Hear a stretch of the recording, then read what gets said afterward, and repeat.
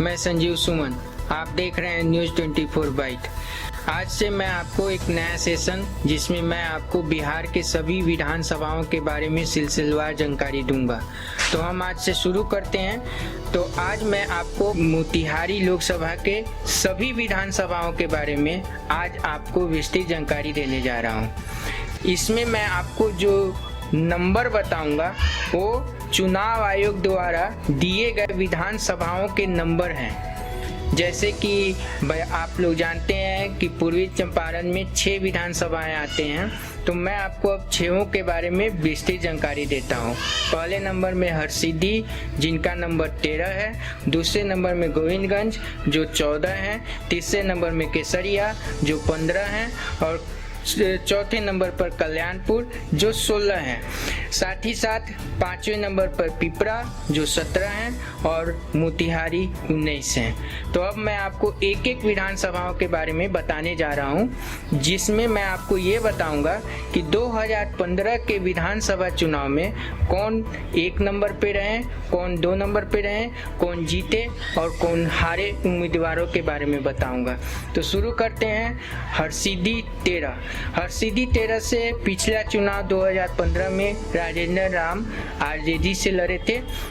उन्हें 75,203 वोट मिले थे और उन्होंने बीजेपी के कृष्णनंदन पासवान जी को हराया था, जिन्हें उस समय 64,936 सीट मिले थे।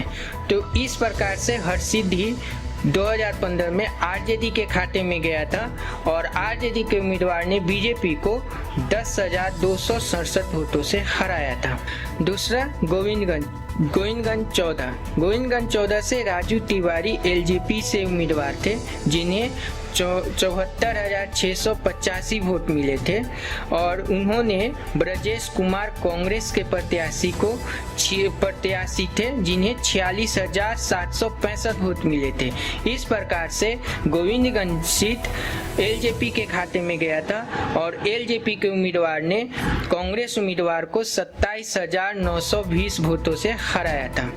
उसके बाद केसरिया 15 से उस समय डॉक्टर राजेश कुमार आरजेडी के उम्मीदवार थे, उन्हें 62,902 वोट मिले थे और उन्होंने राजेंद्र प्रसाद गुप्ता को, जो बीजेपी के उम्मीदवार थे, उन्हें हराया था।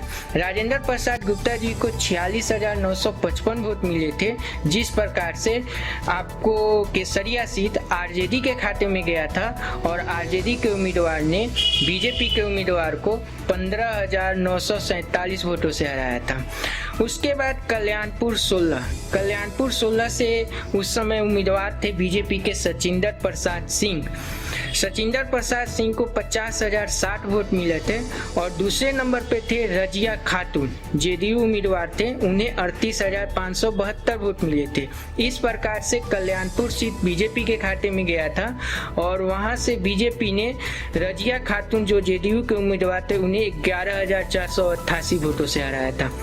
उसके बाद पिपरा 17 से श्याम बाबू प्रसाद यादव चुनाव लड़ रहे थे, जो बीजेपी के उम्मीदवार थे और उन्हें 65,552 वोट मिले थे और दूसरे नंबर पे थे कृष्णचंद्र जो जेडीयू के उम्मीदवार थे, उन्हें 61,622 सीट मिले थे। तो इस प्रकार ये पिपरा सीट आपको बीजेपी के खाते में गया था। 322 सीट नहीं तो 300। अच्छा, पिपरा शुरू करते हैं, ठीक है। पिपरा 17 जहां से श्याम बाबू प्रसाद यादव बीजेपी के उम्मीदवार थे, जिन्हें 65,552 वोट मिले थे और दूसरे नंबर पे थे कृष्णनंदन चंद्र जो जेडीयू के उम्मीदवार थे, उन्हें 61,622 वोट मिले थे।